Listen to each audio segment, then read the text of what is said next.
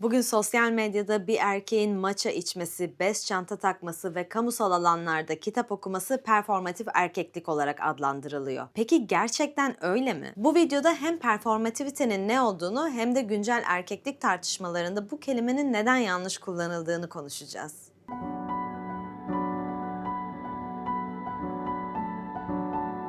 Performativite kelimesi ilk olarak John Austin'in 1950 ve 1957 yıllarında yaptığı bir seminerin 1962 yılında yazıya geçirilmiş halinde geçiyor. Kelimelerle bir şeyleri nasıl yaparız başlıklı bu seminerde Austin'in konuşmalarını bir öğrencisi yazıya geçiriyor. Seminerin ilk dersinde Austin, dilin yalnızca bir şeyleri ifade etmek için değil, aynı zamanda bir şeyleri gerçekleştirme gücü de olan bir yapı da olduğunu söyler. Felsefede oldukça kullanılan constitutive yani bildirici ifadeler yerine performatif ifadeler önerisini getirir. Örnek olarak mesela bir nikah törenini düşünelim. X kişisini eşiniz olarak kabul ediyor musunuz sorusuna verilen kabul ediyorum veya evet yanıtı performatif bir ifadedir. Çünkü söz kendi içerisinde bir eylemi barındırır. Kabul etme eylemini. Aslında burada Austin ifadesellik ve performatiflik olarak iki ayrı yapı sunuyor. Alman tiyatro düşünürü Erika Fischer-Lichte de Türkçe'ye performatif estetik olarak çevrilen çalışmasında performatif cümleler ilk kez kullanıldığında dünyayı değiştirmiştir der. Çünkü bu cümleler yalnızca bir şeyi dile getirmediler. Onlar aynı zamanda o şeyi gerçekleştirdiler. Austin'e göre ise kişi kelimelerle eylemini ifade eder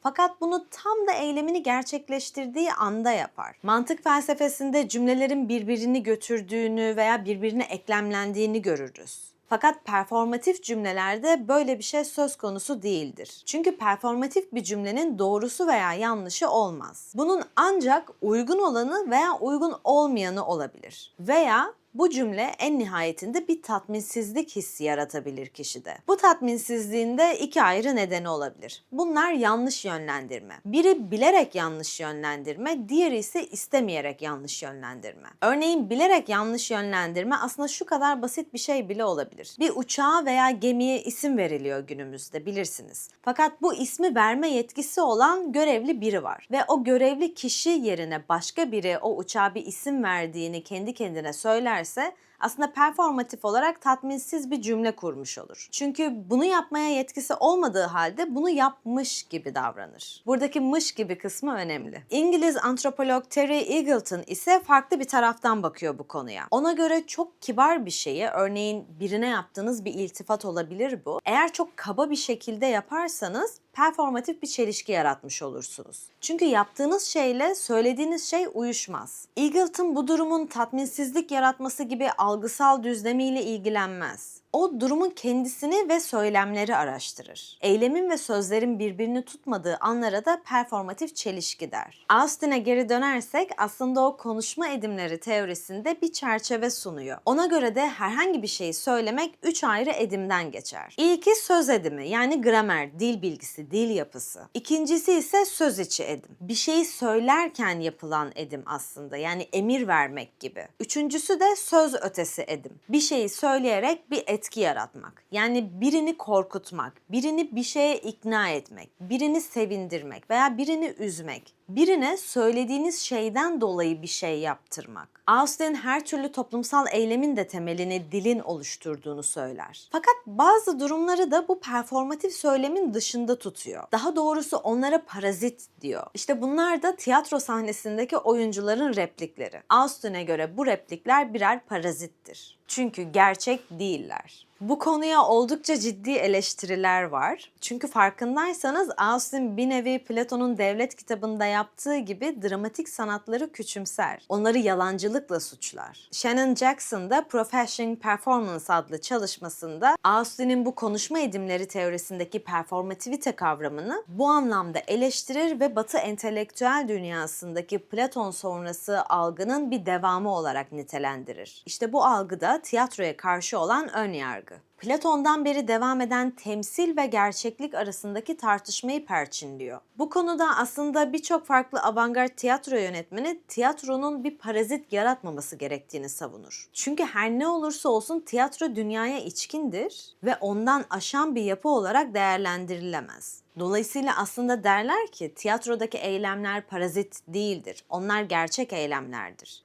Ya da en azından öyle olmalıdır. Bunun yanında ilk kez 1950'lerde Austin tarafından kullanılan performativite kavramı Judith Butler tarafından iyice derinleştirilir. Butler'a göre cinsiyet verili veya sabit bir yapı değil. Aksine zaman ve mekanda sürekli kendini inşa eden bir kimlik. Cinsiyet kimliği Butler'a göre kişinin gündelik hayatta gerçekleştirdiği belirli stilize eylemlerin tekrarı. Bu sebepten dolayı da Butler cinsiyetin performatif olduğunu söyler. Ayrıca bu performatiflik kavramı Butler'da tiyatroyla da bir benzerlik kurar. Çünkü tiyatro metinlerindeki karakterler psikolojik varlıklar değiller. Onlar eylemleriyle oluşmuş olan karakterler. Eski Yunanca'da da bu kelimenin karşılığı etostu. Ve Aristoteles etosun açıklamasını belirli eylemlere katılanlar olarak ifade eder. Örneğin Butler'a göre Maurice Merleau-Ponty de bedenin yalnızca tarihsel bir varlığı ifade etmediğini, zaman içerisinde yeni anlamlar kazanarak farklı olasılıkları da gösterebileceğini söyler. Bu bakış açısına göre de cinsiyet kişinin zaman içinde gerçekleştirdiği belirli hareketlerin toplamında oluşan olasılıklar. Diğer bir deyişle beden tarihsel bir durum. Butler'ın dramatik eylemlerden kastının da ne olduğunu saptamak gerekir tabii. Ona göre eylem içinde teatrallik taşır ve kolektiftir. Cinsiyetin eylemi de içinde kültürel yapıların izlerini taşıyan, anlamları somutlaştıran aktörlerin eylemi. Yani aslında kişinin tek başına yaptığı bir eylem değil. Kişiler kimliklerini performe ederken tabii ki de kendilerine özgün bazı tavırları buna ekliyorlar. Ancak en nihayetinde bu davranışlar, yani gündelik hayatta yaptığımız davranışlar da toplumsal ve kültürel olarak şekillenmiştir. Aslında Butler tiyatrodaki bir karakterin davranışlarının nasıl önceden belirlendiğini görebiliyorsa, toplumsal hayatta bizlerin de cinsiyet inşalarının bu şekilde inşa olduğunu söyler. Bizler bunu fark edelim veya fark etmeyelim. Hatta der ki tiyatro sahnesindeki bazı eylemler nasıl siyasal sebeplerden dolayı kısıtlanıp sansürleniyorsa, toplumsal cinsiyet rolleri de cezai ve bazı toplumsal normlar sebebiyle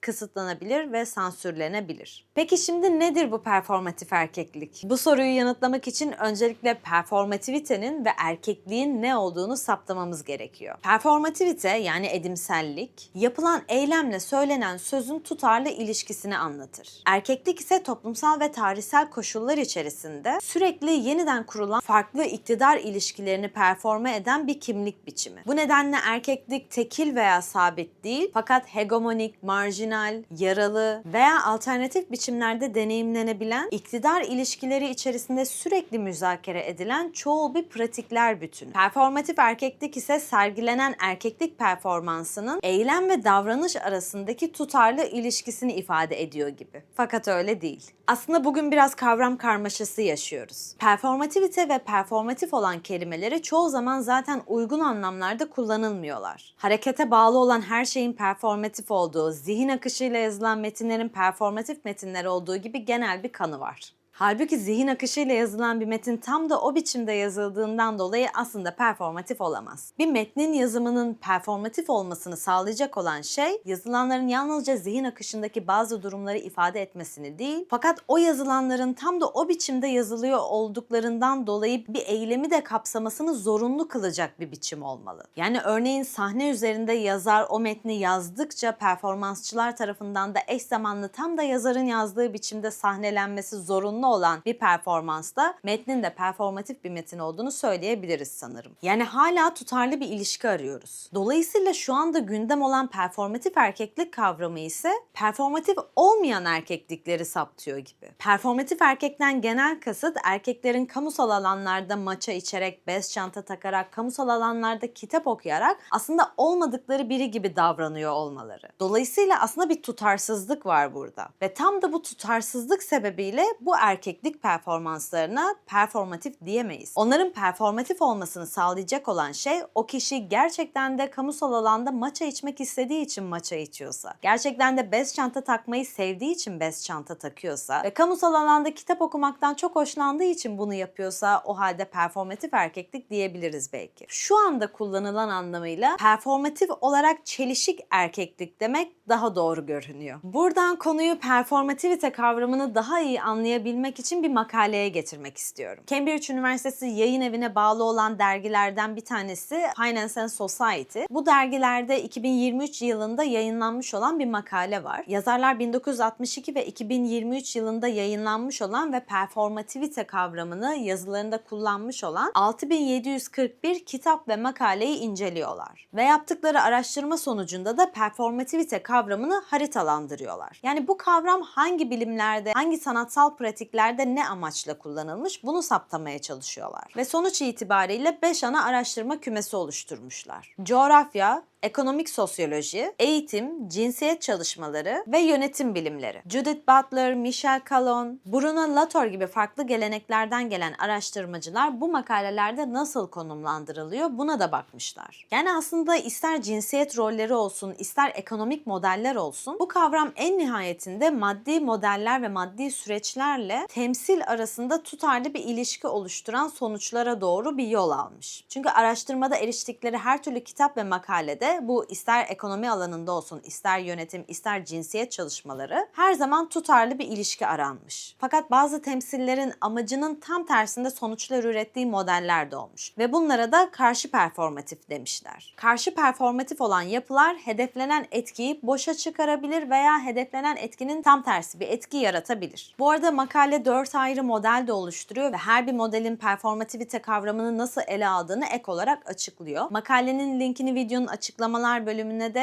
ekleyeceğim. Oradan da ayrıntılı olarak inceleyebilirsiniz. Şimdi son olarak performans çalışmalarında performativite kavramının nasıl ele alındığına da değinmek istiyorum. 20. yüzyılın başlarında vahşet tiyatrosuyla tiyatroyu dilin ötesinde bir yere taşıyan ünlü Fransız yönetmen Antonin Artaud. Artaud tiyatronun fiziksel bir deneyim olarak seyircinin bilinç dışına etki edecek bir alan yaratmasını ister. O seyirci ve sahne arasındaki 4. duvarı yıkarak tiyatronun yalnızca metne bağlı bir temsil değil, fiziksel bir deneyim haline gelmesini amaçlar. Ve tiyatroda seyircinin içine işleyen, onu sarsan, onu dönüştüren bir vahşet tiyatrosu olarak yer eder Antonin Artaud tiyatrosunda. Yani adeta Austin'in tiyatroya parazit demesine bir karşılık olarak Antonin Artaud'un tiyatrosunu koyabiliriz. Çünkü Artaud'a göre tiyatro söylenen sözden ziyade yapılan eylemler. Yine dünya tiyatro tarihi konusunda oldukça önemli bir yönetmen daha var, hem de Türkiye'den, Şahika Tekant. Ben de kendisinin öğrencisiyim ve Şahika Tekant'ın tiyatrosunun da bir parçasıyım. Stüdyo oyuncuları. Kendisi bu tiyatroyu 1988 yılında kuruyor. Şahika Tekant'ın kendi yöntemi olan performatif sahneleme ve oyunculuk yöntemi, onun tiyatrosunu 1988 yılında açtığı yıllarda geliştirmeye başladığı bir yöntem ve tam da Butler'ın performativite kavramını dünyanın başka bir yerinde çalıştığı yıllarda Şahika Tekant'ın bu kavramla yeni bir yöntem geliştirmiş olması oldukça değerli. Performatif sahneleme ve oyunculuk yönteminde ise 3 ayrı katman bulunuyor aslında en basit anlatılacak şekilde ve yöntem bu 3 ayrı katmanın süperpozeliğine dayanıyor. Oyuncu, rol kişisi ve game player. Aslında Şahika Tekant'ın oyunlarında bu üçlü katman süperpoze bir şekilde birlikte işledikleri için performatif bir süreç inşa edilmiş olur. Evet,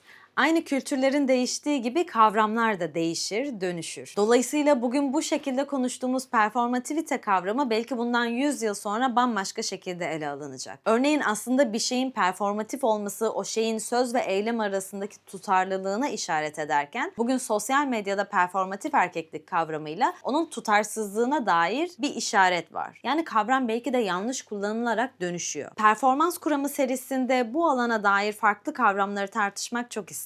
Dolayısıyla performativite kavramına dair düşündüklerinizi yorumlara yazarsanız belki orada bir tartışma ortamı yaratabiliriz. Bu yorumlarda kesinlikle bana katıldığınız ve katılmadığınız noktaları da yazarsanız bence harika bir tartışma ortamı çıkar. Ya da bu şekilde performans kuramına dair merak ettiğiniz ya da yine kurama dair kafa karışıklığı olan farklı kavramlar aklınıza gelirse yine yorumlarda belirtirseniz eğer daha sonraki videoları buna göre de tasarlayabilirim. Görüşmek dileğiyle.